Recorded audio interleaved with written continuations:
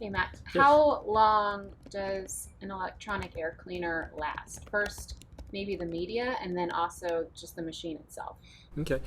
Yeah, in our air cleaner, the media lasts, we typically tell people 3 months. 3 months, just like a standard filter. 3 months is a really common time frame. Now, I've always encouraged our homeowners to be conscious of the what 3 months we're talking about. If it's May, June, July, or June, July, August, that's going to be 3 brutal months on that media.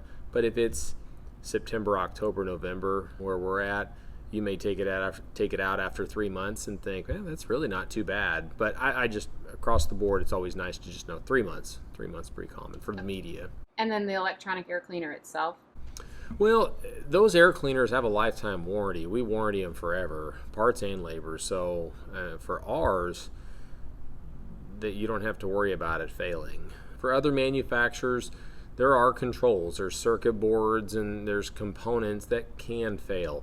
My personal experience, they're very reliable. They really are. My personal experience with most manufacturers' electronic air cleaners is they last longer than the equipment that they're installed with. So, Cool. yeah, very Thanks. reliable. That's all.